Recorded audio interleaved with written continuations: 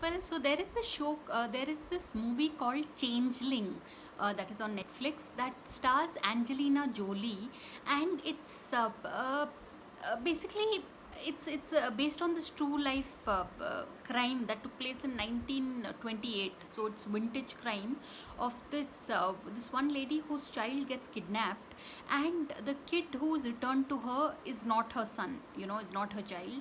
And basically this movie was made to kind of highlight how corrupt the police force was at that time. There was the LAPD also, Los Angeles Police Department, at that point also. So apparently the police force was run like the mafia or something, like, to shut people up.